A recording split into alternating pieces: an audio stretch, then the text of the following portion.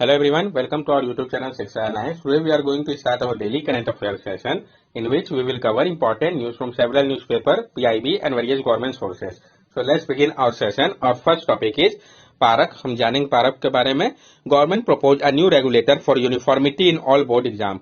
Government ने propose किया है एक नया रेगुलेटर को यूनिफॉर्मिटी लाने के लिए सारे बोर्ड के एग्जाम में. ऑब्जेक्टिव क्या है पारक का, हम इसको समझेंगे. Performance assessment, review and analysis of knowledge for holistic development, a constituent unit of NCERT. ये जो है परफॉर्मेंस को असेस करेगा, रिव्यू और एनालाइज करेगा नॉलेज को होलिस्टिक डेवलपमेंट के लिए. ये एक कंस्टिट्यूएंट यूनिट है एनसीईआरटी का. Holding periodic learning outcome test like national achievement survey and state achievement सर्वे.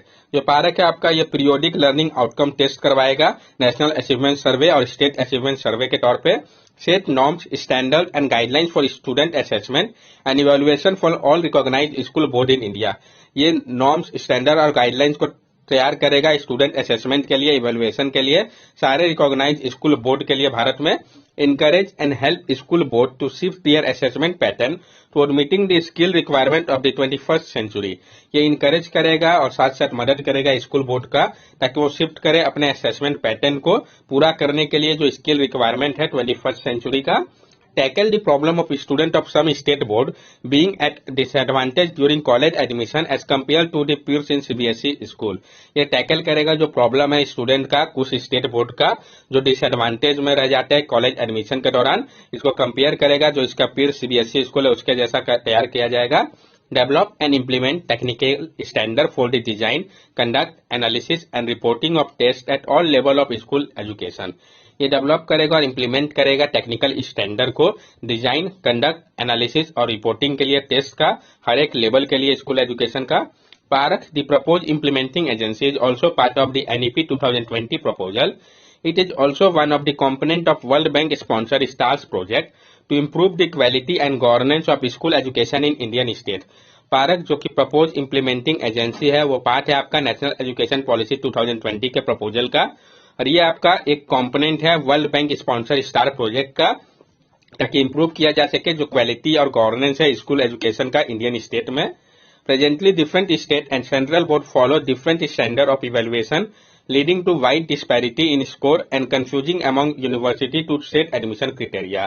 अभी क्या है, अलग अलग स्टेट और सेंट्रल बोर्ड जो है वो फॉलो करते हैं अलग अलग स्टैंडर्ड को इवेल्युएशन के लिए जिसके कारण बहुत ज्यादा डिस्पैरिटी हो जाता है स्कोर पे और कंफ्यूजन हो जाता है यूनिवर्सिटी के बीच में एडमिशन क्राइटेरिया को तैयार करने में. नेक्स्ट टॉपिक है हमारा सीड. हम जानेंगे सीड के बारे में. पहले भी इस टॉपिक को हम लोगों ने कंसीडर कर रखा है. The scheme for economic empowerment of TNT seed for the welfare of denotified nomadic and semi-nomadic community has been delayed due to tribe categorization work. जो स्कीम था इकोनॉमिक एम्पावरमेंट के लिए डिनोटिफाइड ट्राइब का seed के अंतर्गत ताकि welfare किया जा सके denotified, nomadic, semi nomadic community का, ये डिले हो गया है क्योंकि ट्राइब का कैटेगराइजेशन वर्क जो है उसमें समय लग रहा है. Seed scheme is an umbrella scheme of ministry of social justice and empowerment. ये स्कीम किस मिनिस्ट्री के अंतर्गत आता है ये पूछा जा सकता है डायरेक्ट क्वेश्चन. तो ये जो स्कीम आपका सीड ये एक अम्ब्रेला स्कीम है ministry of social justice and empowerment का. Who are denotified nomadic and semi-nomadic tribes? कौन होते हैं denotified nomadic या semi-nomadic tribe? They are community that were notified as being born criminal during the British regime under a series of law starting with the Criminal Tribes Act of 1871. This law was repealed and this community become denotified. ये वो community होता है जिनको notify किया गया था कि उनका जन्म जो है क्रिमिनल के तौर पे हुआ है ब्रिटिश रिजाइम में एक सीरीज ऑफ लॉ के माध्यम से जो कि स्टार्ट हुआ था क्रिमिनल ट्राइब एक्ट 1871 के माध्यम से. इस लॉ को बाद में रिपील कर लिया गया और ये जो कम्युनिटी है वो डिनोटिफाइड बन गए. उनके अगर हम नंबर्स की अगर बात करें, The Renke Commission 2006 estimate that their population at around 10.74 crore, remember as nearly 11 crore based on census 2001. और जो रेनके कमीशन है 2006 का ये एस्टिमेट करता है कि इनका जो पॉपुलेशन है वो आपका अराउंड 11 करोड़ है जो कि बेस्ड है आपका सेंसस 2001 के अनुसार. 1262 community have been identified as denotified nomadic and semi nomadic और 1262 कम्युनिटी को आइडेंटिफाई किया गया है डिनोटिफाइड नोमेडिक और सेमी नोमेडिक के तौर पे. सीड स्कीम के बारे में हम जान ले. It is being implemented through an online portal from 2021 to 2026 and would issue a unique ID to each applicant, but delay in categorization of 1262 tribe is delaying the implementation of this scheme. इसको implement किया जा रहा है online portal के मदद से 2021 से 2026 के लिए, और ये इश्यू करेगा एक यूनिक आईडी को हर एक एप्लीकेंट के लिए। लेकिन जो डिले हो रहा है कैटेगराइजेशन में 1262 ट्राइब्स का, ये डिले कर रहा है इम्प्लीमेंटेशन को इस स्कीम का। Ministry of social justice and empowerment is implementing this umbrella scheme for empowerment, educational, free coaching, health, insurance, housing, प्रधानमंत्री Awas Yojana and income generation activity. Ministry of social justice and empowerment जो है वो implement कर रही है इस umbrella scheme को empowerment के लिए, एजुकेशनल, फ्री कोचिंग, हेल्थ में इंश्योरेंस, हाउसिंग में प्रधानमंत्री आवास योजना और इनकम जनरेशन एक्टिविटी के लिए। नेक्स्ट टॉपिक है हमारा जेनेवा कन्वेंशन। हम जानेंगे जेनेवा कन्वेंशन के बारे में। पहले भी इस कन्वेंशन के बारे में हम लोगों ने डिस्कस कर रखा है। इन adherence to the Convention of International Road Traffic of 1949, also known as Geneva Convention, Ministry of Road Transport and Highway have notified on standardization of process for issuance of international driving permit. Follow करते हुए जो convention है international road traffic of 1949 का, जिसको कि हम Geneva convention के नाम से भी जानते हैं, ministry of road transport and highway ने नोटिफाई किया है, स्टैंडर्डाइज किया है जो प्रोसेस है इश्यू करने का इंटरनेशनल ड्राइविंग परमिट को। India is a signatory of the convention and is required to issue IDP. India signatory है इस कन्वेंशन का और उसको रिक्वायर्ड है कि वो इश्यू करे इंटरनेशनल ड्राइविंग परमिट को। जेनेवा कन्वेंशन के बारे में अब हम जान लें। It is an international treaty signed in 1949 that helps support and development and safety of international road traffic। ये एक इंटरनेशनल ट्रीटी है जिसको साइन किया गया था 1949 में, जो मदद करता है, सपोर्ट करता है डेवलपमेंट में, सेफ्टी के लिए इंटरनेशनल रोड ट्रैफिक का। Geneva convention contain multiple international agreement including rule for prisoner of war, protection for civilian during warfare including civil war and limiting barbarity of war. जो Geneva convention है ये बहुत सारे international agreement को include करता है, जैसे कि आपका प्रिजनर ऑफ वॉर हो गया, protection for civilian during war time हो गया जिसमें सिविल वॉर भी आता है, लिमिटिंग बारबेरिटी ऑफ वॉर हो गया, ये सब भी जेनेवा कन्वेंशन के अंतर्गत ही आता है। ये आप देख सकते हैं जो जेनेवा कन्वेंशन था 12 अगस्त 1949 का। तो जेनेवा कन्वेंशन 1 के दौरान इंप्रूव करने की बात कही गई कंडीशन को सिक और वोंडेड मेंबर का आर्म फोर्सेज का फील्ड पे। जेनेवा कन्वेंशन 2 पे इंप्रूव करना था कंडीशन को shipwreck sailor member of arm forces का सी के लिए। जेनेवा कन्वेंशन 3 में treatment of prisoner of war और जेनेवा कन्वेंशन 4 में protection of civilian on time of war. Next topic है हमारा UNGA praises India's role at United Nation. United Nation General Assembly ने तारीफ किया है इंडिया का जो रोल है यूनाइटेड नेशन में, उसके लिए हम जानेंगे इसके बारे में। The president of the United Nation General Assembly praise India for its contribution to the regional body और ग्लोबल बॉडी। जो प्रेसिडेंट है यूनाइटेड नेशन जनरल असेंबली और यूएनजीए के, उन्होंने प्रेस किया इंडिया को इसके कंट्रीब्यूशन के लिए ग्लोबल बॉडी पे। सोर्स ऑफ प्राइड, ये गर्व की बात है। He described India as a source of pride not only for South Asia but for all peace loving democracy। उन्होंने डिस्क्राइब किया है कि जो भारत है वो सोर्स ऑफ प्राइड है सिर्फ साउथ एशिया के लिए ही नहीं बल्कि सारे पीस लविंग डेमोक्रेसी के लिए। फाइट अगेंस्ट इनजस्टिस, इंडिया का जो फाइट अगेंस्ट इनजस्टिस है, India was the first country to raise apartheid issue at UN. India पहला कंट्री है जिसने रेज किया था एपलथाइड इश्यू को यूनाइटेड नेशन पे। पीस कीपिंग की अगर हम बात करें, more than 2 lakh troops to 49 UN peace keeping mission. 2 lakh से अधिक ट्रूप्स इंडिया ने कंट्रीब्यूट किया 49 यूएन पीस कीपिंग मिशन के लिए। India in 2007 was the first country to deploy all women contingent to UN mission in Liberia. और India ने 2007 में पहला कंट्री बन गया था जिसने डिप्लॉय किया था 18 वुमेन कंटिजेंट को यूएन मिशन जो था लाइबेरिया के लिए, उसके में कंट्रीब्यूट किया था। फार्मेसी ऑफ द वर्ल्ड, जो इंडिया भारत फार्मेसी है वर्ल्ड का, he acknowledge the crucial role of India played during कोविड-19 पैंडेमिक। उन्होंने एक्नॉलेज किया जो क्रूशियल रोल भारत ने निभाया था कोविड-19 पैंडेमिक के दौरान। इंडिया ने सिर्फ रिकवरी नहीं किया डिजीज से बल्कि मदद किया बहुत सारे अदर कंट्रीज को और एक्ट किया एक फार्मेसी के तौर पर वर्ल्ड का।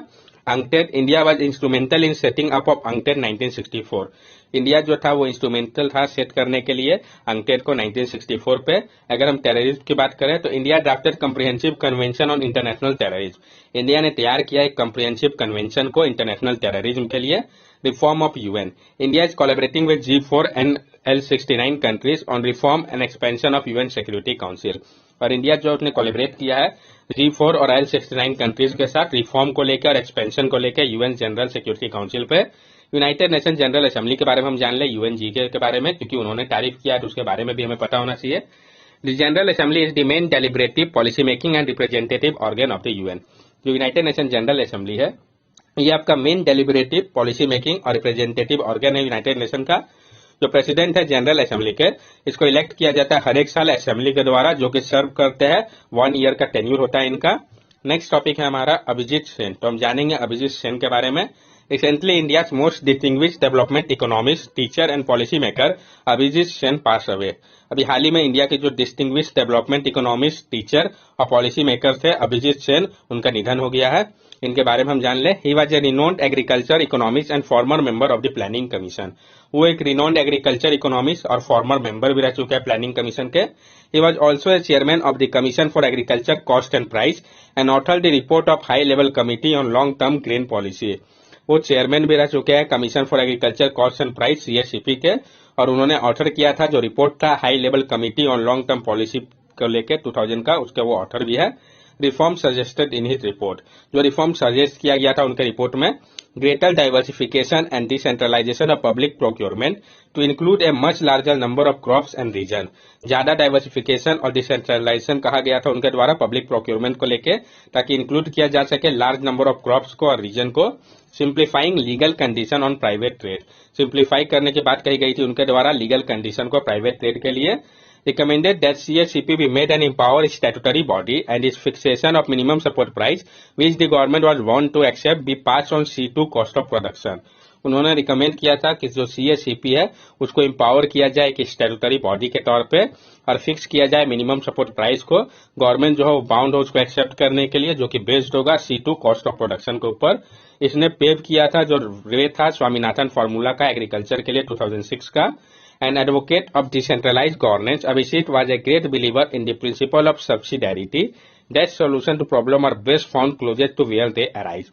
वो एडवोकेट कर रहे थे डिसेंट्रलाइज गवर्नेंस को। अभिजीत का मानना था जो प्रिंसिपल है सब्सिडैरिटी का, वही सॉल्यूशन है प्रॉब्लम का, जो कि क्लोजर हो जहां पे ये अराइज हो रहा है। जैसे कि राष्ट्रीय कृषि विकास योजना हो गया, जहां पे अभिजीत ने कंसेप्चुअलाइज किया था मेंबर ऑफ प्लानिंग कमीशन के तौर पे 2007 पे। उन्होंने कहा था कि ये प्रोवाइड करेगा फ्लेक्सिबिलिटी को और ऑटोनॉमी को स्टेट को प्लान करने के लिए, एग्जीक्यूट करने के लिए प्रोग्राम को, जो कि बेस्ड होगा लोकेशन स्पेसिफिक प्लान के ऊपर, और ये इमिनेट किया जा सकेगा डिस्ट्रिक्ट लेवल से। वो एक ग्रेट प्रोपोनेंट है जो कि इंड्योर कर रहा था रोल को स्टेट का प्रोवाइड करने में बेसिक नीड को लाइफ के लिए। नेक्स्ट टॉपिक है हमारा एब्साइमल स्टेट ऑफ हेरिटेज कंजर्वेशन। तो हम जानेंगे जो आपका एब्साइमल स्टेट है हेरिटेज कंजर्वेशन को, इसके बारे में। CAG performance audit on preservation and conservation of monument and antiquity that was levelled in parliament single out the poor state of heritage conservation across India. जो कैग का परफॉर्मेंस ऑडिट था preservation and conservation of monument and antiquity को, जिसको कि table किया गया parliament में, इसने सिंगल आउट कर दिया है जो पुअर स्टेट है हेरिटेज कंजर्वेशन का भारत में। जो इश्यू इसमें हाईलाइट किया गया है, lack of proper national policy, जो कमी है प्रॉपर नेशनल पॉलिसी का। कोई भी नेशनल पॉलिसी नहीं है आर्कियोलॉजिकल एक्सप्लोरेशन और एक्सकेवेशन को लेके। ये सेम पॉसिबल है आपका एंटिक्विटी के लिए भी। फंड का एलोकेशन बहुत कम है। जो ASI का बजट है एक्सप्लोरेशन और एक्सकेवेशन के लिए वो लेस देन 1% है इवन, जबकि इसका एलोकेशन 5% होना चाहिए था टोटल बजट का। लैक ऑफ कोऑर्डिनेशन, कमी है कोऑर्डिनेशन की भी। कोई भी सिनर्जी नहीं है अलग अलग एजेंसी के बीच में जो कि इन्वॉल्व है हेरिटेज कंजर्वेशन को लेके। National Culture Fund established in November 1996 to rope in individual and corporate groups to fund conservation has utilized only 14% of its fund because of lack of coordination with the ASI. और जो national culture fund है जिसको establish किया गया था नवंबर 1996 में रोप करने के लिए इंडिविजुअल और कॉर्पोरेट ग्रुप को फंड करने के लिए कंजर्वेशन को, उसने भी यूटिलाइज किया है सिर्फ 14% फंड का, क्योंकि कोई कोऑर्डिनेशन नहीं है इनका ASI के साथ। वायलेशन ऑफ वेरियस प्रोविजन, बहुत सारा प्रोविजन का वायलेशन हो रहा है। ये जो रिपोर्ट है ये रिवील करता है कि जो ASI है जो कि काम कर रहा है वो वायलेट कर रहा है प्रोविजन को मॉन्यूमेंट एक्ट का। हुमायूं टेम जो है उसमें कैग के इंस्पेक्शन में ये रिवील्ड हुआ है कि जो कमर्शियल कंस्ट्रक्शन है ये किया गया है प्रोहिबिटेड एरिया पे, जो एजेंसी है अदर देन ASI उनके द्वारा। जो डंप किया जा रहा है गार्बेज और सीवेज को, जो ऑडिटिंग टीम है उन्होंने विजिट किया और इसमें ये पाया गया कि जो सीवेज है नियर बाई एरिया का ये डिस्चार्ज किया जा रहा है बहुत सारे लेक में, जो कि काफी हार्मफुल है। हम AMASR एक्ट 1958 के बारे में भी जान लेते हैं। AMASR एक्ट 1958 जो है ये एक एक्ट है पार्लियामेंट का, गवर्नमेंट ऑफ इंडिया का। ये प्रोवाइड करता है प्रिजर्वेशन को एंशिएंट और हिस्टोरिकल मॉन्यूमेंट और आर्कियोलॉजिकल साइट और रिमेन्स ऑफ नेशनल इंपॉर्टेंस का, रेगुलेशन के लिए आर्कियोलॉजिकल एक्सकेवेशन का, और प्रोटेक्शन स्कल्पचर कार्विंग और अदर उनके जैसे ऑब्जेक्ट का। नेक्स्ट टॉपिक है हमारा वैदिक प्लेनेटेरियम। तो हम जानेंगे वैदिक प्लेनेटेरियम के बारे में। जो वैदिक प्लेनेटेरियम टेम्पल है आपका मायापुर वेस्ट बंगाल का, ये बहुत जल्द वर्ल्ड का लार्जेस्ट रिलीजियस मॉन्यूमेंट होगा। ये कहाँ का है वैदिक प्लेनेटेरियम, ये इंपॉर्टेंट हो जाता है। वैदिक प्लेनेटेरियम टेम्पल आपका मायापुर वेस्ट बंगाल पे है। पर्पस इसके पीछे कंस्ट्रक्ट करने का टेम्पल का है कि पीपल को अवेयर कराया जाए उनके वैदिक कल्चर से। ये जो टेम्पल है वो बेस्ड है, जो विजन था आचार्य प्रभु पदा के उनके ऊपर, जो कि फाउंडर थे इस्कॉन के। तो इस्कॉन के फाउंडर कौन थे ये भी इंपॉर्टेंस हो जाता है, जो कि मदद करेगा स्प्रेड करने में वैदिक नॉलेज को पूरे विश्व में। स्पेशल ब्लू बोलिवियन मार्बल का उपयोग किया जा रहा है, जो कि 380 फीट हाई टेम्पल में होगा। ये शो करेगा जो इन्फ्लुएंस है वेस्टर्न आर्किटेक्चर का टेम्पल पे। मायापुर को जानते हैं हम लैंड ऑफ गोल्डन अवतार के तौर पे भी। ये साइट जो है आपका 140 किलोमीटर अवे है कोलकाता से। जो इनकारनेशन था लॉर्ड कृष्णा का, इनकारनेशन लॉर्ड विष्णु का, श्री चैतन्य महाप्रभु, उनका जन्म इसी सिटी में हुआ था 1486 में। That's all for daily current affair session. अगर आपको हमारी वीडियो अच्छी लगी हो तो हमारे चैनल सब्सक्राइब करें, हमारे वीडियो को लाइक करें और ज्यादा से ज्यादा शेयर करें। These are our social media link. From here also you can stay connected with us and give us your valuable feedback. Thank you and have a nice day.